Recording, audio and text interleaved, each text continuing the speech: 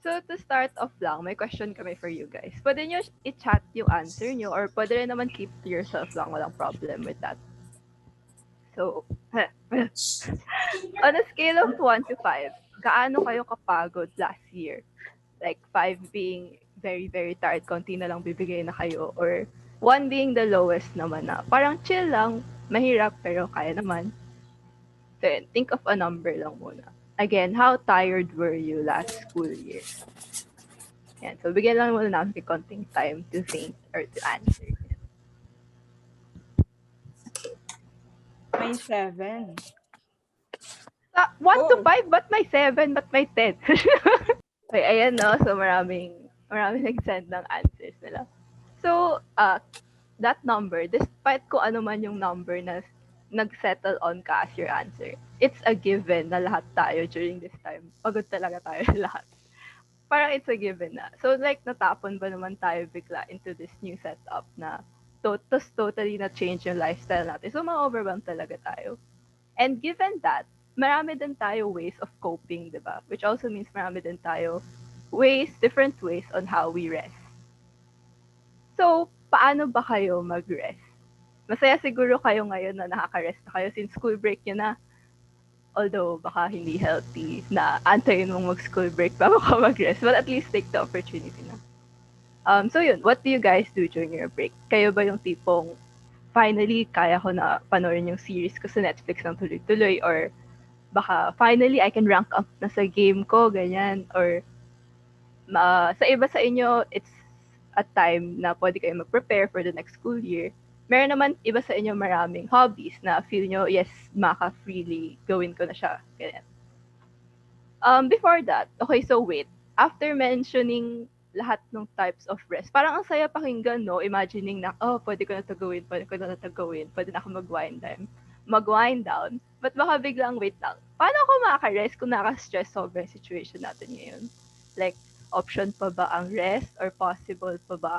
Sa dami-dami namin nating pinag-iisipan, nakaka-worry siya, no? And minsan mahirap talaga mag-settle down. We just want to emphasize that we understand that we are all different. So we turn towards different things to find rest in. So we don't have to feel guilty about that naman. But for today, allow us, Achis, to share with you the best and the most high quality rest you can get during this time. So yan yung pag-uusapan natin. How we can rest despite our situation. That actually being productive tayo when we rest during this time. How you can feel na kahit busy ka sa schoolwork mo, parang ang rested mo pa rin. Kasi that's our goal naman, di ba? To have this balance between different aspects in our life while simultaneously parang feel natin very well rested pa rin tayo. So in the long run, di ka mag-get burnt out easily. okay. So, based sa sinabi ni Chelsea T, now that we're in a pandemic or every time na may problem kayo, are you the type of person who worries a lot? If yes, paki-like sign naman or pwede namang sa sarili nyo lang, okay lang. Pero isipin nyo, kayo ba yung worrier or rested pa rin kayo kahit anong mangyari, kahit gano'ng kagulo ng mundo? So, worriers, ayan, are the ones who try to always be in control. That's why, since gusto nila lagi in control sila, they always get anxious when things are already out of their control. And the problem is their understanding of who God is limited. So parang wala, ang kilala lang, hindi nila kilala kung sino talaga si God. While yung other group of people, they stay calm, they are always at ease and rested because they realize that God is always in control of everything. So our first advice is surrender your life to the sovereignty of God so that you will experience rest. So, sovereignty of God means God is the supreme authority and all things are under His control. Lahat ng nangyayari, in control si God. And yon, parang i-try nyo muna i-understand yon. Even, um, basta lahat, biglang humangin, in control si God sa lahat. Sa yung hangin, yung mga As in, pag-isipin nyo, lahat-lahat, in control talaga si God. And it's also very important to know that God is also loving. So imagine, combine natin yung dalawang characteristics na yun. God is sovereign, control niya lahat, and then loving pa siya, meaning He wants the best for you. Di ba ang sarap sa feeling to have a God like that, na hindi ka niya papabayaan, gusto niya yung best for you. So now, how can we avoid anxiety in times of stress? Most people would agree that life is stressful. I think agree kayo. I'm not sure kung most or some of you. But there's a way to rest despite the circumstances we are in. And that's our second point. Um, the secret of rest is cultivating your intimacy with God. Cultivate meaning it's a process, something we all need to learn. And next, intimacy. We should develop our intimacy with Him, meaning getting to really know God so that we become intimate with Him. So imagine like, pag may boyfriend or girlfriend ka, di ba parang gusto mo na um, kinakausap mo siya lagi, more time na binibigay mo, mas nakikilala mo siya, and because of that, mas nagiging close ka sa kanya. So, ganun din dapat tayo kay God, na dapat mas kilalanin natin siya, mas bigyan natin siya ng time. And eto, very important din. Someone even said that the most important about us is what we believe about God to be true. So, yung activity natin a while ago, may loving, may kind, may sovereign, savior, just, faithful. Ayun yung kung paano natin nakikilala si God, makakatulong siya sa atin. So the way we know God is very important talaga. And mapansin nyo a while ago, di ba? Sometimes, um, yung mga idea or characteristic na lumalabas kanina sa group dynamics, parang nauubusan tayo agad. Pero si God, like, ang dami niyang characteristics na sometimes kasi ang nakakalimutan natin lang talaga, like, narinig na natin before, but nakakalimutan natin kung sino talaga si God. And yun yung gusto namin i-remind sa inyo right now, na it's very important na kilala talaga natin kung sino si God. But, take note na knowing about God, like yung alam mo lang, kasi sabi sa St. Stephen, sa CE class namin, ganito, ganito, ganito siya. Kulang yon. Hindi siya same if you really believe and have faith that He is really what you know about Him. Na sure kayo, may faith kayo na, ay, loving talaga yung God ko. Siya talaga yung Savior ko. Like, may faith kayo sa alam nyo. So, here's one thing that I want to share with you about who God is. One thing lang to out of so many things. I'll request Ivan na lang. Ivan, can you please read yung Psalm 139? 1 to 6. Psalm 139. You have searched me, Lord, and you know me. You know when I sit and when I rise. You perceive my thoughts from afar. You discern my going out and my lying down. You're familiar with all my ways. Before a word is on my tongue, you, Lord, know it completely. You hem me in behind and before, and you lay your hand upon me. Such knowledge is too wonderful for me, too lofty for me to attain. Thank you, Ivan. So, here's a verse na to, parang pinapakita na alam ni God lahat ng nangyayari sa'yo. Lahat ng kung sino ka, mas kilala ka pa niya compared sa kung paano mo kilala yung sarili mo. And even yung mangyayari sa'yo before or nangyari sa'yo like in the future, alam yun ni God. And ito, prayer to ni David. And we can see that David's security and yung restedness ni David is in the fact that God knows him intimately. Super, super kilala siya ni God. Knowing that our God is sovereign, in control, loving, kind, just. Yung that kind of God, 5 characteristics lang yun. That kind of God, lagi niya tayo tinitignan, watching us. That should give us comfort na yung ganong kind ng God, parang, wow, Lord, lagi mo kong binabantayan, kahit ano mangyari, in control ka. So, di ba, yung fact na yon that should give us comfort. So we can be at rest because God sees everything. And God is saying na, I know you so well. I see everything. As in, lahat-lahat. So, ang sarap sa feeling, di ba? But alam nyo, like, even yung God knows everything about us, even yung past, present, and future sins natin. Like, like yung hindi mo pa alam na magagawa mo in the future na mga sins, alam na yun ni God. Pero si God, inoffer niya na yung love niya sa inyo, sobrang mahal niya kayo. Kaya parang kahit alam niya yon yung mga past, present, future sins natin, sinasabi niya pa rin na, despite all, I still love you. And sana, hindi to part ng topic na rest, pero sana may, um, yun lang another reminder na kung may mga problems man kayo, since na hindi nyo ma-share kay God, alam na yan ni God. Ang iniintay niya lang sa inyo is lumapit kayo sa Kanya and ask for forgiveness. Yeah, and here's another verse. I'll ask another person. Ruth Lane. Can you please read this verse? Thank you. Are not two sparrows sold for a penny?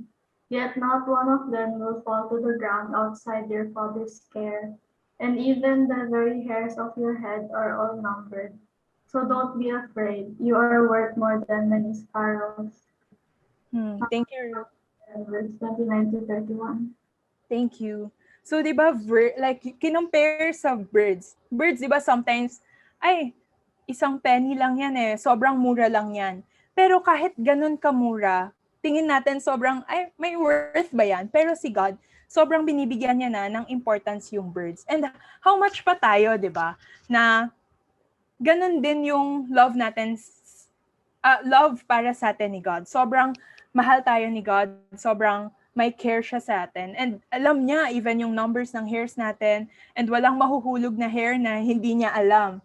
So, ayun. Kaya ako shinare yung last two verses. Kasi ayan lang yung some like hindi yan yung lahat ng characteristics ni God. Some lang, very few characteristics lang ni God na loving siya, caring siya, sovereign siya. And 'di ba, kahit few characteristics pa lang yung alam natin, it's so comforting na. Parang we can rest na knowing na we have a God like that. And so, ang encourage namin for you guys is to know God more and to have faith na siya talaga yung God na. Kasi si God naman, kinakausap niya tayo. So, malalaman nyo if sinasabi sa inyo ni God na, Ruth Lane, I'm a loving God. Hindi kita papabayaan. Mahal kita. So, sasabihin naman sa inyo ni God yon. And so, kailangan lang mas mag-make time tayo kay God para mas makilala natin siya. Ayun. So, paano pa natin siya mas makikilala? Sige, si Atsi Yani will explain that part. So, ayun, di ba Jewel C mentioned about finding rest in God and getting to know more about Him. So, the question is how, di ba? Paano natin makikilala si God? So, do you remember yung second game natin kanina, yung regarding yung Whisper Challenge? So, may nahirapan ba sa inyo dun sa Whisper Challenge and all? So, yun. Actually, if napansin nyo, the phrases there or words are mostly encouraging words, if na-encourage man kayo, hopefully. And it comes from God.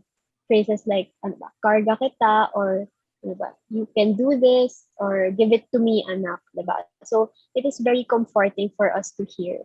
And sometimes, these phrases are the ones that we often hear in silence. Pero what does it mean? Ano ba yung silence na kailangan natin to hear these words? So, ayan, diba, Jewel C mentioned them earlier is that the secret of rest is cultivating intimacy with God. So, how do we cultivate it? It is through quiet time. So, allow us to share a few insights how quiet time helps us find rest in God. So, for me personally, quiet time is a way for me to find peace despite all the stress before the day. And it also gives me comfort in times of need. Ayan. So, ako naman, personally, as a college student, or student lang, kasi yun, our schedule can change, di ba? Then sa online classes, it's really hard to cope, adjust, and ngayong break nyo na, um, alam ko na another change of schedule na naman. So, like, pwedeng to go with the flow lang and baka ma-forget natin na mag-quiet time and mag-commune with God. So, ang need natin is to have a plan or a routine. Pwede na first thing in the morning or bago kayo matulog or whenever you feel like it, set yun na yung time na yun everyday to pray and read your Bible. And dun sa nakalagay sa slide, for me, I found it helpful na kunyari clouded yung mind ko, ganyan, with yung kailangan na gawin. You can check yung daily prayer podcast sa Spotify. Kasi may guide ka sa pag-pray and also, na-discover ko rin pala dun sa U version. I think maraming gumagamit ng U version. Yung meron siyang part doon na prayer. Tapos, meron siyang IG story. Pwede mo siya i-next. Then, guide din siya for you to pray. Then, meron siya mga verses, ganyan. So, it will help you reflect and really talk to God. Kasi, di ba, sabi rin sa Matthew 1:35 na very early in the morning, while it was still dark, Jesus got up, left the house, and went off to a solitary place where he prayed. So even si Jesus, nung pumunta siya dito sa earth, like, sa mga ginagawa niya sa pag-share ng gospel, very early in the morning, before niya i-start yung day niya, nagpe-pray siya. So, kita doon yung power ni God, o kung paano hinahelp ni God si Jesus. And sa lahat ng ginagawa natin, yung nagka-cloud ng minds natin, we're reminded sa Exodus 14:14 na the Lord will fight for you and you need only to be still. So, we hope na through yung activities, yung Goofy, yung Whisper Challenge, na na-enjoy niyo siya and na-learn niyo yung importance of communing with God. Sa lahat ng yung change ng schedule, mga ways kung paano kayo ngayon nag-distress, we hope na you also find rest in God. Pwedeng through quiet time, yun nga, gamitin niyo yung like daily prayer podcast ganyan. And example, first thing in the morning, pwede kayong mag-good morning kay God, not kay crush. So, si God muna bago kay crush, ganyan. And if mahirap mag-build ng habit, start small. Pwedeng 5 minutes a day muna, 10 minutes, hanggang sa tumagal na, even up to 1 hour. So, yun, we hope na na-enjoy niyo yung activity. And, yeah. Yun. Thank you so much.